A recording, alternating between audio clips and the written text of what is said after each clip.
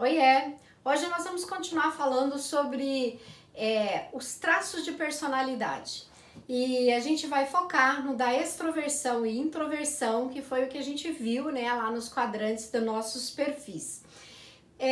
Foi feito um experimento científico onde fez-se um barulho bem grande na entrada de um berçário e alguns bebês tentavam virar o corpinho para o lado de onde estava vindo o barulho e outros bebês tentaram virar o corpo contrário da onde estava vindo o barulho. Esses bebês foram acompanhados, né, até a idade adulta e se comprovou que os bebês que tentaram virar a favor do barulho, que eles eram extrovertidos, e os bebês que tentaram virar contra o barulho, eles eram introvertidos. Então, assim, qual a diferença, né, entre os extrovertidos e o introvertido? Os extrovertidos, eles precisam, assim, de uma quantidade maior de estímulos, né? Eles precisam ser mais estimulados para eles carregar as baterias deles, né? Então, e o que mais carrega, né? O que mais dá energia pro extrovertido? É o contato com pessoas, por isso que eles gostam de estar no meio de pessoas, que eles gostam de bastante movimento, eles gostam de festa, de reuniões com muita gente, porque eles recarregam as baterias nesse tipo de ambiente. E do contrário, o introvertido, ele gasta energia, ele drena a energia dele quando ele tá no meio de muita gente. Por isso que ele é mais reservado e ele gosta de ambientes mais quietos, porque esses ambientes carregam a energia dele e os outros drenam, né? Descarregam a energia deles. Sabe assim, quando você tem um namorado e você é extrovertido, o seu namorado é introvertido, e daí você vive convidando ele para ir para os lugares e ele nunca quer. Aí um belo dia ele vai, né, numa festa com você e no outro dia esse seu namorado tá quieto, caladão lá na dele, né? E daí você pensa assim com você, nossa, mas se fosse para ficar emburrado o dia inteiro não precisava nem ter ido, né? Então ele não tá emburrado, ele só está quieto para conseguir recarregar as energias que ele perdeu lá no meio daquela multidão. Então, viu como é interessante a gente entender, né, essas dimensões da nossa personalidade, porque daí a gente começa também a ter mais empatia, né, com o comportamento do outro.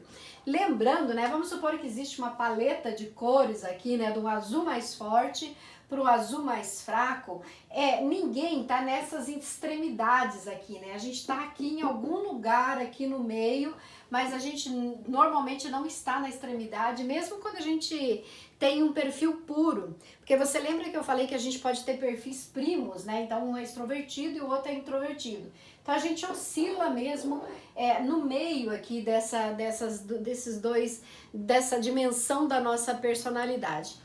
E assim, eu vou falar sobre mais dois traços de personalidade, mas eu quero lembrar você, deixar bem claro aqui que eu estou falando de uma maneira assim, muito superficial sobre esse assunto, porque esse é um assunto muito profundo, existem muitos outros traços da nossa personalidade que impactam o nosso comportamento, mas eu tô trazendo mais dois traços só para te dar assim uma noção de como é que isso impacta a vida da gente, mas deixando bem claro que esse assunto ele é muito mais profundo, muito mais denso e que eu tô trazendo ele de uma maneira bastante superficial, tá? Então assim, combatividade e amabilidade. Opa!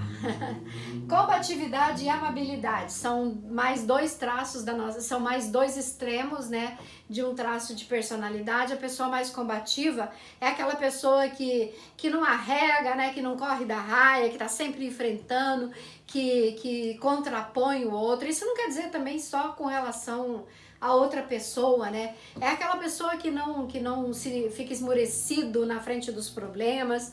Ela olha pro problema e pensa, não, eu vou dar conta, eu vou te vencer, né? Eu vou fazer e vou realizar. Então ele é combativo, ele é o tempo todo assim.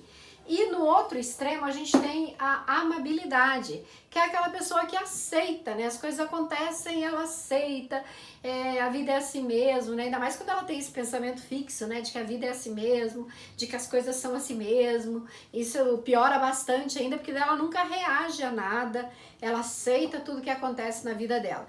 Mas lembrando que ninguém tá em nenhum dos dois extremos, tá? Um outro traço é o da despreocupação e da conscienciosidade. O despreocupado, ele é desencanado, ele é meio desorganizado, meio bagunceiro, e isso não é num sentido assim pejorativo, tá? Ele não precisa que as coisas estejam assim 100% para ele começar uma atividade, para ele começar um negócio, para ele começar a fazer alguma coisa. Se ele tiver ali mais ou menos, ele já começa, entendeu? Ele não é muito encanado com detalhe. Ao contrário do consciencioso, né, que é extremamente disciplinado, que é naturalmente organizado, e ele fica maluco se as coisas não tiverem em ordem, se não tiver tudo certo, ele trava, ele nem começa nada.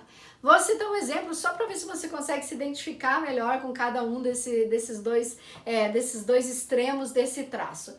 O consciencioso, se ele for lavar louça, quando ele terminar de lavar louça, o escorredor, ele tá parecendo uma obra de arte. Ele coloca tudo no lugarzinho, dá para tirar uma foto, dá para pôr na vitrine, assim, que parece que foi feito para colocar numa vitrine, de tão organizado que tá.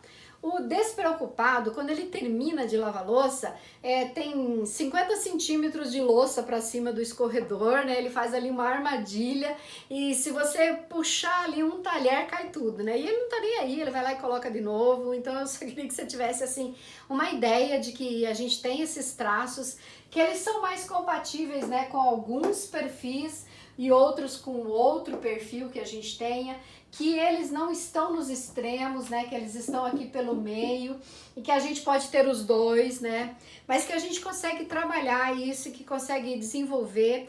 E lembra que lá nos primeiros vídeos eu falei para você que é muito difícil você mudar aquilo que você não conhece e aquilo que você não entende? Então, é por isso que eu trouxe esse conhecimento, que eu quero que você entenda que aquelas coisas que você ainda não conseguiu mudar na sua vida, aquilo que você não consegue fazer, né, acontecer, não é só porque não é para você ou porque você é mole, porque você não dá conta, não, é porque tem um motivo, né, tem uma razão para você não ter dado conta de fazer isso ainda, né?